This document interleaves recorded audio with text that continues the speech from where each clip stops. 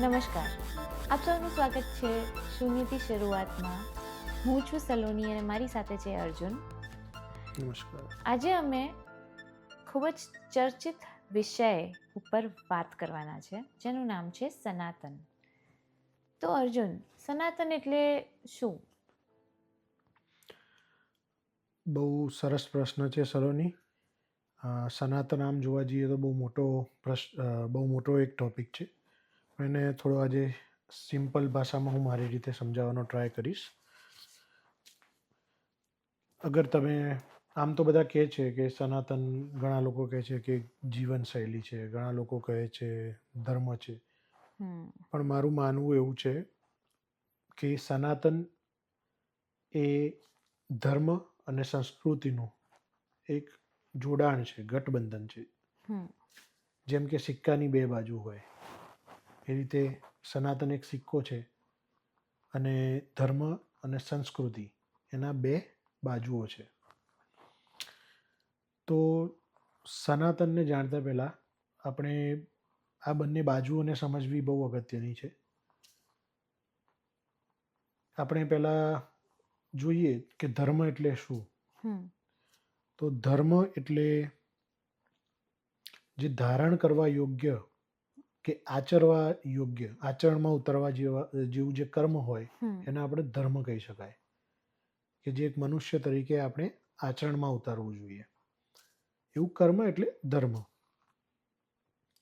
હવે સંસ્કૃતિની વાત કરીએ તો સંસ્કૃતિ એટલે જે માનવને સંચાલન કરવા માટે એક પદ્ધતિસર, એક સારા ઢંગથી સુયોજિત રીતે જે પદ્ધતિની કૃતિ કરવામાં આવી છે, એટલે કે રચના કરવામાં આવી છે, એને સંસ્કૃતિ કહેવાય. તો આ ધર્મ અને સંસ્કૃતિ બંને મળીને આપણે એવું કહી શકીએ કે સનાતન બને. ખૂબ જ સુંદર અર્જુન, જે તમે સંસ્કૃતિ અને ધર્મ વિશે સમજાવ્યું. ઘણો સરળ રીતે તમે એનો ભાવાર્થ સમજાયો. તો આના પરથી મને બીજો એક સવાલ થઈ રહ્યો છે કે સનાતનની સ્થાપના કોણે કરી? સનાતન એ સૃષ્ટિના રચેતા એટલે કે ઈશ્વર દ્વારા સ્થપાયેલ ધર્મ અને સંસ્કૃતિ છે, જે પૂરા વિશ્વ બ્રહ્માંડમાં પ્રસરેલી છે. હવે એની અંદર મનુષ્ય હોય, પશુ પક્ષી હોય, દેવતા હોય, દાનવ હોય, યક્ષ હોય, ગંધર્વ હોય, કે તમને જે બી ચરાચર સૃષ્ટિમાં જે બી તમારી આસપાસ દેખાય છે, જે સમગ્ર બ્રહ્માંડમાં વિસ્તરેલું છે, એ દરેક જીવ નિર્જીવ બધું સનાતન જ છે. અને જાણતા કે ના જાણતા, ચાહીને કે ના ચાહીને, નિર્વિકલ્પ રીતે બધું સનાતન જ છે. તો આના પરથી મને હજુ એક સવાલ થાય છે કે આજે ઘણી મોટી ચર્ચા થાય છે સનાતન ઉપર. તો એક સાચા સનાતની કેવી રીતે બની શકાય? સનાતની બની શકાય એવું આ પ્રશ્ન જ આમ તો થોડો અલગ છે, કે સનાતની બની ના શકાય. જેમ મેં કીધું એમ કે સમગ્ર વિશ્વ બ્રહ્માંડ સનાતન જ છે અને એ નિર્વિકલ્પ છે, એની કોઈ ચોઈસ નથી આપી. સનાતન સંસ્કૃતિનું પાલન નિર્વિકલ્પ રીતે બધાએ કરવું જ પડે છે. અને એનું પાલન, એ સંસ્કૃતિનું પાલન કરવામાં આવે તો જ ઈશ્વરના કાર્યમાં સહયોગ થયો કહેવાય. અચ્છા, એટલે સંસ્કૃતિની રીતે જોવા જઈએ તો તમારી દ્રષ્ટિએ ક્યાંક ને ક્યાંક બધા સનાતની જ છે, એટલે એને બનવાની કોઈ જ જરૂર નથી. બિલકુલ, રાઈટ. હા. પણ સનાતન સંસ્કૃતિમાં જન્મ લીધા પછી પણ જો સનાતન ધર્મ, જે મેં પહેલાં કીધું કે સિક્કાની બે બાજુ છે, એક ધર્મ અને એક સંસ્કૃતિ. તો સંસ્કૃતિ નિર્વિકલ્પ છે, કે તમારે ઈશ્વરે તમને સનાતની જ બનાવ્યા છે બધાને. બરાબર. અને તમે એનું પાલન કરી જ રહ્યા છો ક્યાંક ના ક્યાંક, અને તમે બની ના શકો, છો જ, પણ ધર્મનો જે પાર્ટ છે એ ક્યાંકનો ક્યાંક, મેં જેમ કીધું કે ધારણ કરવો પડે, તમારે એનું હમ. આચરણ કરવું પડે. તો એ આચરણ માટેનો પ્રશ્ન છે. તો જો તમે સનાતની સંસ્કૃતિમાં જન્મ લીધા છતાં બી જો ધર્મનું પાલન નથી કરતા, તો તમે માનવ હોવા છતાં હમ. પણ દાનવ બરાબર છો. એટલે કે ઓહો. જે ધર્મનું પાલન કરે છે સનાતનના, હમ. એ માનવ છે, હમ. અને જે પાલન નથી કરતો એ દાનવ. શું વાત છે! તમે મા બાપની વાત કરી, તો હું આપણા ઓડિયન્સ માટે એક પ્રશ્ન પૂછવા માંગીશ. જેમ તમે કીધું કે સનાતન ધર્મ ઈશ્વર દ્વારા સ્થાપિત છે, પણ મનુષ્યને સનાતનની સાચી પરખ ક્યારે કે પછી કેવી રીતે થઈ હશે? શાસ્ત્રનું અધ્યયન કરીએ તો આપણે એવું જાણવા મળે આપણને કે સમગ્ર બ્રહ્માંડની ઉત્પત્તિ જે છે, શિવજીએ સૌથી પહેલાં વિષ્ણુને ઉત્પન્ન કર્યા. વિષ્ણુ ભગવાનથી બ્રહ્માજીની ઉત્પત્તિ થઈ, અને બ્રહ્માજીથી સ્વયંભૂ મનુની રચના થઈ, કે એમની ઉત્પત્તિ થઈ. અને એનાથી પછી એ જે મૂલ્યને જે બ્રહ્મા દ્વારા જે મનુને મૂલ્યો આપવામાં આવ્યા હતા, હમ. એ મૂલ્યને આગળ વધારતા જે લોકો છે એ મનુષ્ય કહેવાયા. તો જોવા જઈએ તો આમ તો સનાતનની સ્થાપના શિવજીએ જ કરી કહેવાય, હા. પણ પૃથ્વી ઉપર આપણે જોઈએ કે જે મનુષ્ય એના અનુસરે છે, તો આપણે એવું માની શકીએ કે મનુ દ્વારા એ ચલાવવામાં આવે છે. જે તમે સ્થાપવામાં. મનુસ્મૃતિ સાંભળી હશે, આપણી હા. સેક્રેડ બુક છે, યસ. એ જે મનુસ્મૃતિ છે એની અંદર આ જ સિદ્ધાંતો છે બધા. ખૂબ જ સુંદર. તો તમે અત્યાર સુધી તો સનાતન ધર્મ વિશે સમજાવ્યું, તો પછી આ જે બીજા બધા ધર્મો આખી દુનિયામાં ફોલો કરવામાં આવે છે, એ બધા ધર્મ કયા છે? એ લોકો જે માને છે, જેને આપણે હિન્દુ ધર્મ કહીએ કે હમ. મુસ્લિમ કે ક્રિશ્ચિયન ધર્મ કહીએ, હમ. આ બધા ધર્મ એ સો કોલ્ડ ધર્મ છે જે માનવ નિર્મિત છે. બાકી ધર્મનું આમ તો કોઈ નામ હોતું નથી. ધર્મ એટલે જી. ઈશ્વરે શીખવેલા મૂલ્યો જે ધારણ હમ. કરવા યોગ્ય કે કરવા યોગ્ય કર્મ છે, એ ધર્મ છે. એટલે એનું કોઈ નામ ના હોઈ શકે. પણ આ તો બધા જે પંથ બનાયા, આપણે એને પંથ કહી શકીએ, ધર્મ ના કહી શકીએ. માનવીઓએ સમય જતાં, આ પૃથ્વી તો કરોડો અબજો વર્ષ જૂની છે, હમ. બરાબર? તો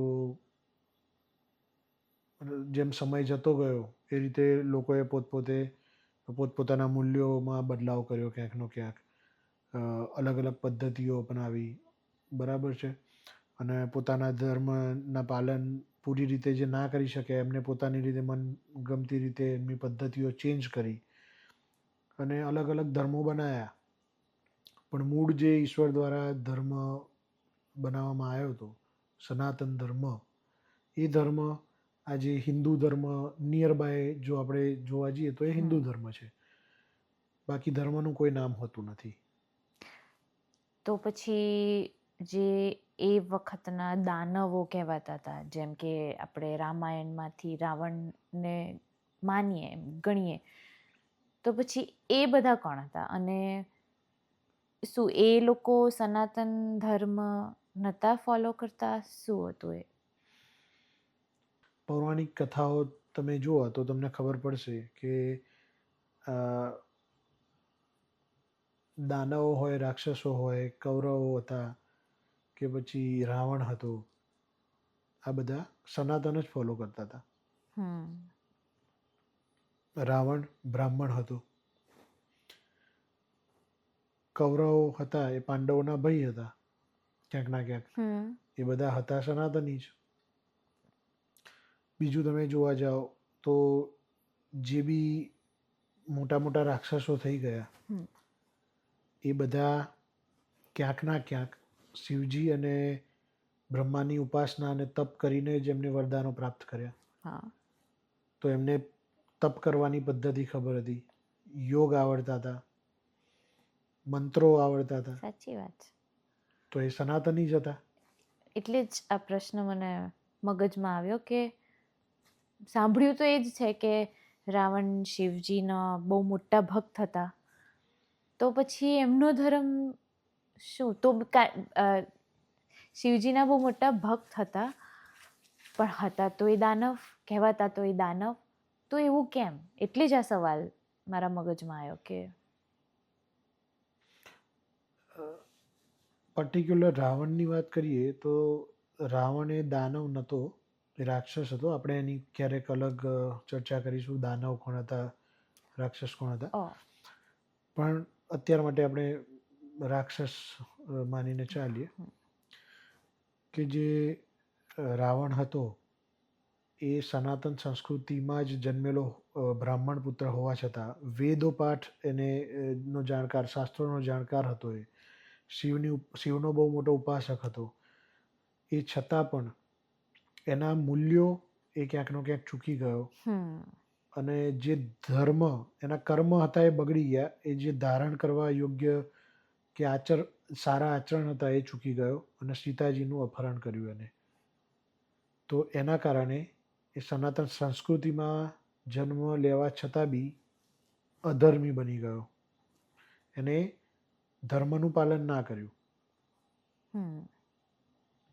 એક ઉદાહરણ આપું. મહાભારતમાં જાણવા મળે છે કે કૌરવ અને પાંડવો જે હતા એ એક જ ગુરુ જોડેથી એમને વિદ્યા અને શિક્ષા પ્રાપ્ત કરી હતી. એ વેદશાસ્ત્રનું જ્યાંથી એમને જ્ઞાન પ્રાપ્ત કર્યું, એમના ગુરુ હતા દ્રોણાચાર્ય, કૃપાચાર્ય, બરાબર. તો એક જ જગ્યાએથી એક જ જાતનું અધ્યયન કર્યા પછી બી બંનેના મૂલ્યો અલગ હતા. એ લોકો બી એ જ સંસ્કૃતિના હતા અને પૂજાપાઠ એ બી કરતા હતા, બરાબર. ભગવાનની, શિવની આરાધના પણ એ લોકો કરતા હતા. એ કરવા છતાં બી એ લોકોના મૂલ્યો અલગ હતા. ધર્મનું પાલન જે છે એ ક્યાંકનું ક્યાંક કૌરવો કરવાનું ચૂકી ગયા અને એ લોકો અધર્મી કહેવાયા. એટલે તો કૃષ્ણ ભગવાને અર્જુનને ગીતા તમે વાંચશો તો એમાં તમને ઉલ્લેખ મળશે કે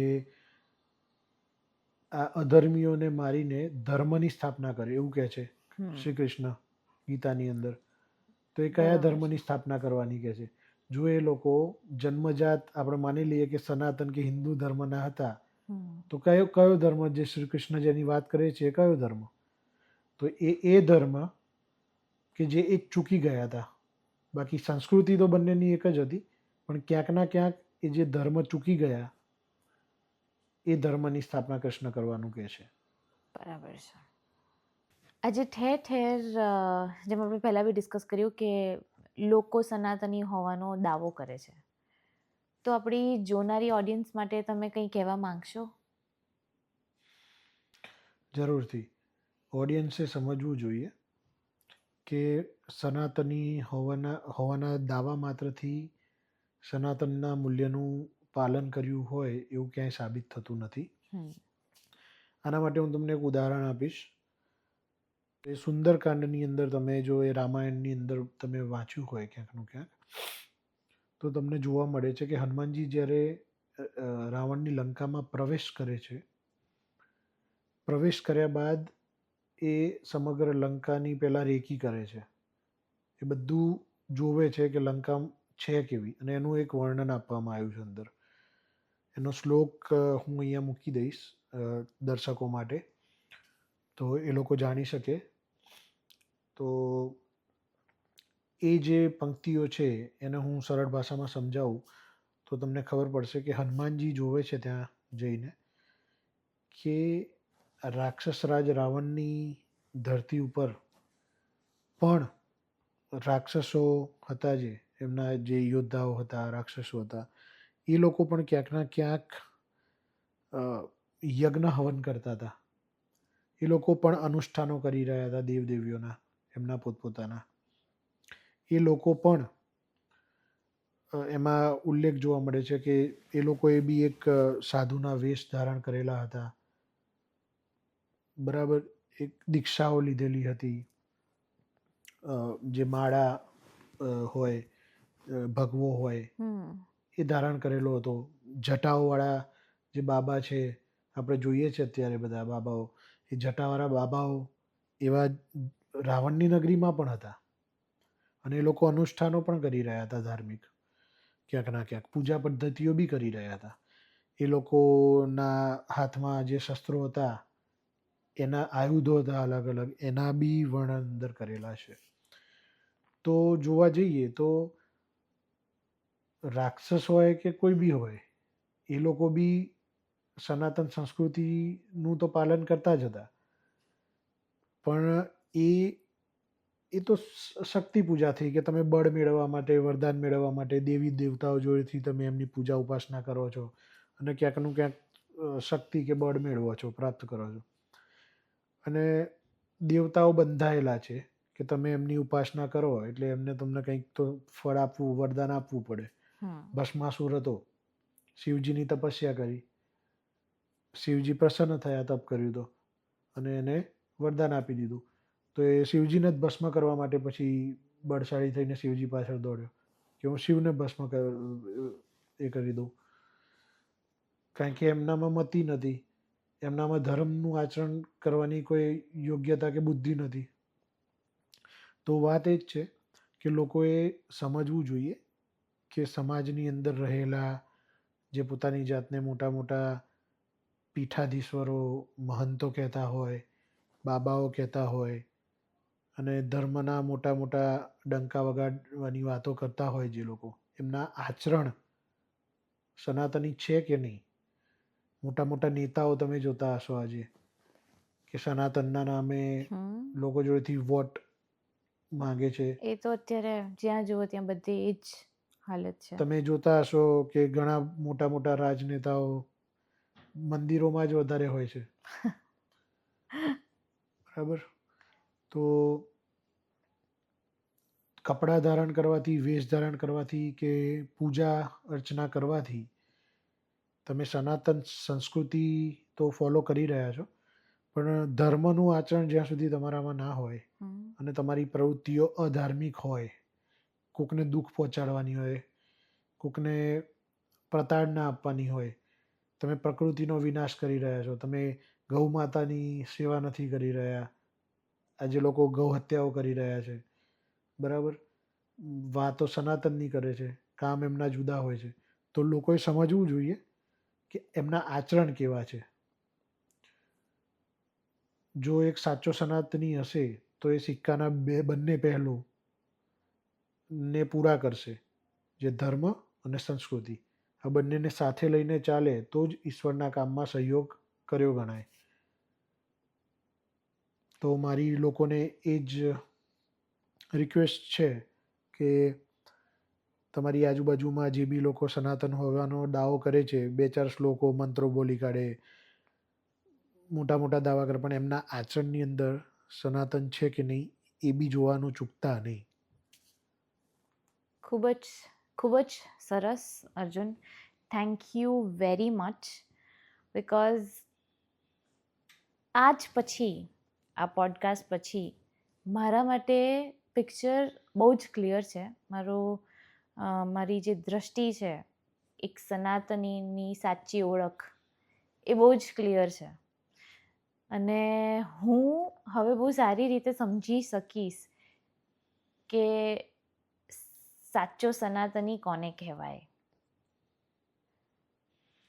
અને હું આપણા ઓડિયન્સને બી કહેવા માંગીશ કે તમે તમારા ફ્રેન્ડ્સ, ફેમિલી, જેટલા લોકોને બને આ ફોરવર્ડ કરજો, જેથી સનાતન શું છે, ધર્મ શું છે, સંસ્કૃતિ શું છે, આપણે આપણા રોજિંદી લાઈફમાં આ વર્ડને બહુ ઇઝીલી યુઝ કરી દેતા હોઈએ છીએ કે ધર્મ, અધર્મ, સંસ્કૃતિ, સનાતની. પણ શું તમે જાણો છો કે ધર્મનો સાચો અર્થ શું છે, સનાતનનો સાચો અર્થ શું છે? તો મિત્રો, અગર તમને આજનો અમારો પોડકાસ્ટ ગમ્યો હોય તો અમારી ચેનલને સબસ્ક્રાઈબ કરવાનું બિલકુલ બી ના ભૂલતા. તો મળીએ આપણે આપણા બીજા પોડકાસ્ટમાં. ત્યાં સુધી નમસ્તે. નમસ્કાર. હર હર મહાદેવ. હર હર મહાદેવ.